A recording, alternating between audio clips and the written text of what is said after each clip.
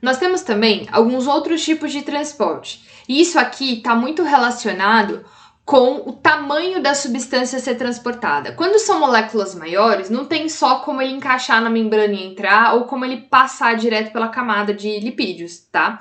Então, esse processo é o transporte através de vesículas, tá? E aqui a gente tem, então, a formação das vesículas, tanto para jogar a substância para dentro da célula, que é o que eu chamo, então, de endocitose, tá vendo, ó? Eu formo uma vesícula, essa vesícula é transportada para dentro, quanto para eu jogar para fora da célula, que é o processo reverso, que a gente chama de exocitose, tá? A endocitose ainda tem a divisão dela em pinocitose e fagocitose. Qual que é a diferença? A fagocitose é o processo onde a célula, por meio da formação dos pseudópodes, que são falsos pés, são projeções da membrana, elas formam essas projeções, se unem, englobam a partícula e jogam essa partícula para dentro, tá? É um processo, principalmente, que acontece em amebas para englobar o alimento que elas vão ingerir, tá? Também é realizado por células humanas, como é o caso do macrófago, que é uma célula de defesa, que vai englobar bactérias e vírus e vai fazer a destruição desses, tá? Então, a fagocitose é o comer da célula, é quando substâncias maiores são jogadas para dentro da célula por meio de vesículas, e não pelo transporte tradicional que a gente acabou de ver.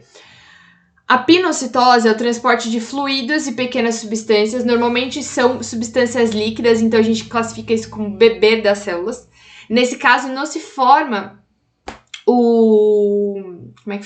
não se forma os pseudópodes, né? Tem apenas uma invaginação da membrana, então ela forma tipo uma cavidade e depois essa cavidade forma uma vesícula e forma a vesículazinha, tá?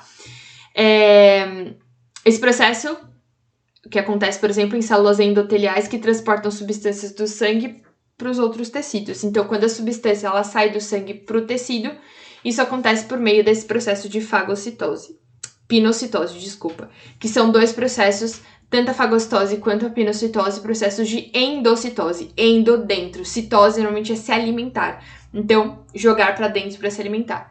A exocitose é jogar a substância para fora. Nesse processo, a célula libera suas substâncias para o meio extracelular também através de vesículas, tá? Então é o que tá mostrando aqui, ó.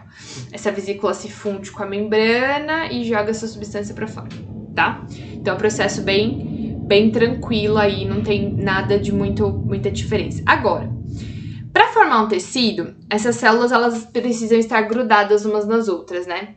Você concorda comigo? A gente acabou de falar de célula, de transporte de células. Só que nem toda a estrutura celular permite que haja comunicação entre uma célula e outra, ou haja comunicação entre a célula e o órgão, né, que ela está e tal. A luz do órgão que a gente chama, né, que é o buraco lá, tipo o estômago, o buraco do estômago. Então, a gente tem algumas especializações que permitem que essas células se juntem e formem tecidos. Então, por exemplo, os desmossomos são estruturas em forma de discos, tá? Que ligam as duas células vizinhas, e ali tem esses filamentos de queratina, que parecem esses cabelinhos, que auxiliam a adesão das células. Então, ele gruda bem as células, tá? Então, logo, a sua função é unir fortemente as células de uma à outra. As junções aderentes, né, ou a matriz, que é o caso do M-desmossomo, porque M de metade. Então, aqui eu tenho um desmossomo inteiro, formado por duas partes. Aqui eu tenho metade. O que tá acontecendo aqui? Essa parte de cima é o que tá voltada para a cavidade do estômago, e a parte de baixo voltada para o tecido de baixo. Então, o que gruda um tecido no outro? O M-desmossomo. As junções aderentes, elas formam tipo um cinto em volta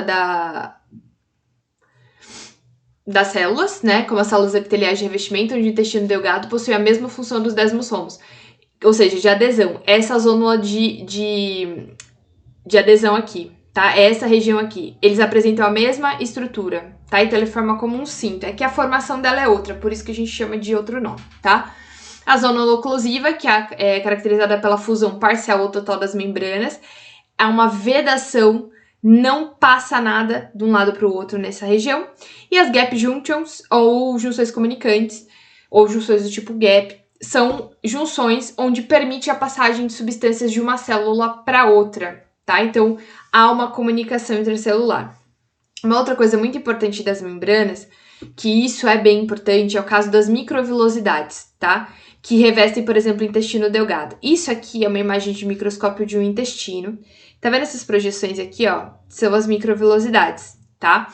Que são projeções da membrana plasmática que permitem aumentar a superfície de absorção, tá? Então, essas projeçõezinhas permitem que toda essa região absorva nutrientes, água, sais minerais lá do intestino. Se elas fossem retas assim, ó, a absorção seria muito menor. Então, as microvelocidades, elas aumentam o poder de eficiência do processo de absorção de nutrientes, ok? Bom, a maioria das células, seja eucarióticas ou procarióticas, possuem mais de uma camada externa à membrana.